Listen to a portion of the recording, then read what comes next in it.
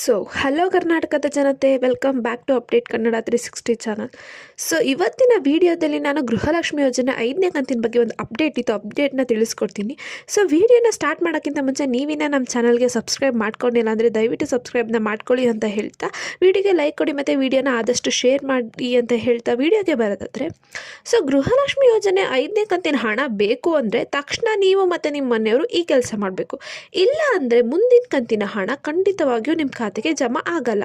So ಏನು ಕೆಲಸ ಮಾಡಬೇಕಂತೆಲ್ಲ ಈ ವಿಡಿಯೋನ ಹೇಳ್ತೀನಿ. ಸೊ ವಿಡಿಯೋನ ಸ್ಕಿಪ್ ಮಾಡದೆ ಕೊನೆವರೆಗೂ ನೋಡಿ. ಮತ್ತು ನೀವೇನ ನಮ್ಮ ಚಾನಲ್ಗೆ ಸಬ್ಸ್ಕ್ರೈಬ್ ಮಾಡ್ಕೊಂಡಿಲ್ಲ ಅಂದರೆ ದಯವಿಟ್ಟು ಮಾಡಿ ಅಂತ ಹೇಳ್ತಾ, ಹಾಗೆ ಬೆಲ್ ಐಕನನ್ನು ಕೂಡ ಪ್ರೆಸ್ ಮಾಡಿ. ಸೊ ನಮಗೆ ಗೊತ್ತಿರೋ ಹಾಗೆ ಈಗ ಆಲ್ರೆಡಿ ಸರ್ಕಾರದಿಂದ ಅತಿ ಹೆಚ್ಚು ಅನುದಾನ ಪಡ್ಕೊಳ್ತಿರುವ ಯೋಜನೆ ಅಂದರೆ ಗೃಹಲಕ್ಷ್ಮಿ ಯೋಜನೆ. ಸೊ ಮಹಿಳೆಯರಿಗೆ ಖರ್ಚಿಗೆ ನೆರವಾಗಲಿ ಅಂದ್ಬಿಟ್ಟು ಸರ್ಕಾರ ಪ್ರತಿ ತಿಂಗಳು ರಾಜ್ಯದ ಗೃಹಲಕ್ಷ್ಮಿಯರಿಗೆ ಗೃಹಲಕ್ಷ್ಮಿ ಯೋಜನೆ ಅಡಿಯಲ್ಲಿ 2,000 ರೂಪಾಯಿನ ಪ್ರತಿ ತಿಂಗಳು ಅವ್ರ ಖಾತೆಗೆ ಜಮಾ ಮಾಡ್ತಿದ್ದಾರೆ. ಸೊ ಗೃಹಲಕ್ಷ್ಮಿ ಯೋಜನೆ ಜಾರಿಗೆ ಬಂದಾಗ್ಲಿಂದನೂ ಸಾಕಷ್ಟು ಗೊಂದಲಗಳಿದ್ವು. ಸೊ ಇದೇ ಕಾರಣಕ್ಕೆ ಇಂದು ಲಕ್ಷಾಂತರ ಮಹಿಳೆಯರಿಗೆ ಒಂದು ಕಂತಿನ ಹಣ ಕೂಡ ವರ್ಗಾವಣೆ ಆಗುತ್ತೆ ಹಿಂದೆ ಬಿದ್ದಿದ್ದಾರೆ. ಸೊ ಅಂತ ಮಹಿಳೆಯರಿಗೆ ಏನಾದರೂ ಅರ್ಜಿ ಸ್ವೀಕಾರ ಆಗಿಲ್ಲ ಅಂದ್ರೆ ಅವ್ರು ಮತ್ತೆ ಅರ್ಜಿ ಹಾಕ್ಬೋದಾ? ಸೊ ಇಂತೆಲ್ಲ ಪ್ರಶ್ನೆಗಳಿಗೆ ಉತ್ತರನ ನೀಡ್ತೀನಿ. ಸೊ ಕಾರಣಾಂತರಗಳಿಂದ ಅರ್ಜಿ ಸಲ್ಲಿಸಿರುವ ಎಲ್ಲ ಮಹಿಳೆಯರ ಖಾತೆಗೂ ಹಣ ವರ್ಗಾವಣೆ ಮಾಡಲು ಸಾಧ್ಯ ಆಗ್ತಿಲ್ಲ.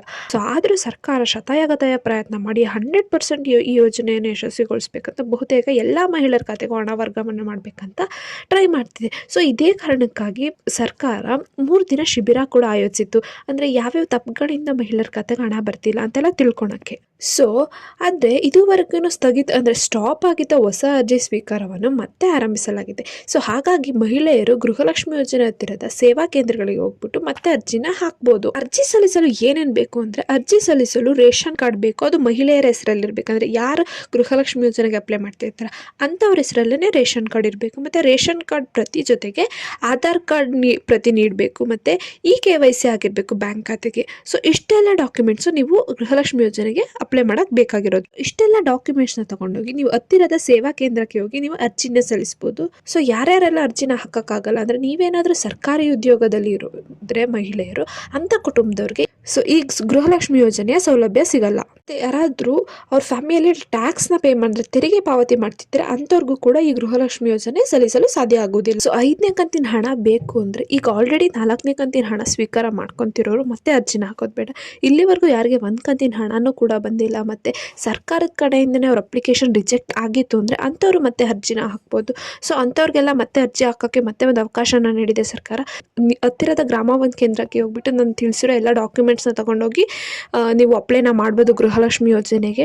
ಖಾತೆಗೆ KYC ಮಾಡಿಸೋದು ತುಂಬ ಕಡ್ಡಾಯ, ಇಂಪಾರ್ಟೆಂಟು. ಸೊ ಅದಕ್ಕೆ ಯಾರ್ದೆಲ್ಲ ಇನ್ನು KYC ಆಗಿಲ್ಲ ಅಂಥವರೆಲ್ಲ KYC ಮಾಡಿಸ್ಕೊಳ್ಳಿ. ಸೊ ನಮಗೆ ಗೊತ್ತಿರೋ ಹಾಗೆ ನಮಗೆ ಗೃಹಲಕ್ಷ್ಮಿ ಯೋಜನೆ ಹಣ ಬರಬೇಕಂದ್ರೆ ಇವಾಗ ತಂದಿರೋ ಹೊಸ ರೂಲ್ಸ್ ಪ್ರಕಾರ ಮನೆಯ ಎಲ್ಲ ಸದಸ್ಯರಿಗೂ KYC ಕಡ್ಡಾಯ ಮಾಡಿದ್ದಾರೆ. ಸೊ ನಮಗೆ ಗೊತ್ತಿರೋ ಪ್ರಕಾರ ಅನ್ನಭಾಗ್ಯ ಯೋಜನೆ ಅಡಿಯಲ್ಲಿ ಹಣ ಬರಬೇಕಂದ್ರೆ ಯಜಮಾನನ ಬ್ಯಾಂಕ್ ಖಾತೆಗೆ KYC ಆಗಿರೋದು ಕಡ್ಡಾಯ ಆಗಿತ್ತು. ಅದೇ ರೀತಿ ಇವಾಗ ಆ ನಿಯಮವನ್ನು ಕೂಡ ಗೃಹಲಕ್ಷ್ಮಿ ಯೋಜನೆಗೆ ತಂದಿದ್ದಾರೆ. ಸೊ ಮಹಿಳೆ ಮಾತ್ರ ಅಲ್ಲದೆ ಆ ಕುಟುಂಬದ ಎಲ್ಲ ಸದಸ್ಯರು ಕೂಡ KYC ಮಾಡಿಸ್ಕೋಬೇಕು ಅಂದ್ಬಿಟ್ಟು ಸರ್ಕಾರ ಒಂದು ಆದೇಶ ಜಾರಿಗೆ ತಂದಿದೆ. ನಿಮಗೆ ನಿಮ್ಮ ಬ್ಯಾಂಕ್ ಅಕೌಂಟ್ಗೆ KYC ಆಗಿದೆಯೋ ಇಲ್ವೋ ಅಂತ ತಿಳ್ಕೊಳಕ್ಕೆ ನೀವು ಆಹಾರ ಇಲಾಖೆ ಅಧಿಕೃತ ವೆಬ್ಸೈಟ್ ಅಂದರೆ ahara.kr.nic.in ಅಲ್ಲಿ ನೀವು ಪರಿಶೀಲನೆ ಮಾಡ್ಕೋಬಹುದು. ಸೊ ನಿಮ್ಮದು ಒಂದು ವೇಳೆ ಏನಾದರೂ KYC ಆಗದೇ ಇದ್ದರೆ ತಕ್ಷಣ ನಿಮ್ಮ ಬ್ಯಾಂಕಿಗೆ ಹೋಗಿ ಅಗತ್ಯವಿರುವ ದಾಖಲೆಯನ್ನು ನೀಡಿ KYC ಮಾಡಿಸ್ಕೋಬೇಕಂದ್ರೆ ಮನೆಯವರೆಲ್ಲರೂ ಕೂಡ KYC ಕಡ್ಡಾಯವಾಗಿ ಮಾಡಿಸ್ಕೋಬೇಕಂತ ಹೇಳ್ತೀನಿ. ಈ ಪುಟ್ಟ ವಿಡಿಯೋ ಇಷ್ಟ ಆಯಿತು ಅಂತ ಅನ್ಕೊತೀನಿ. ಸೊ ಇಷ್ಟ ಆದರೆ ಲೈಕ್ ಮಾಡಿ ಮತ್ತು ಆದಷ್ಟು ಸಬ್ಸ್ಕ್ರೈಬ್ನ ಮಾಡ್ಕೊಳ್ಳಿ ಮತ್ತು ಆದಷ್ಟು ವಿಡಿಯೋನ ಶೇರ್ ಮಾಡಿ ಅಂತ ಹೇಳ್ತಾ, ಏನಾದರೂ ಪ್ರಾಬ್ಲಮ್ ಇತ್ತಂದರೆ ಕಮೆಂಟ್ಸ್ನ ಹಾಕಿ ನಿಮ್ಮ ಪ್ರಾಬ್ಲಮ್ಗೆ ನಾವು ಉತ್ತರ ಕೊಡೋಕ್ಕೆ ಟ್ರೈ ಮಾಡ್ತೀವಿ. ಧನ್ಯವಾದಗಳು.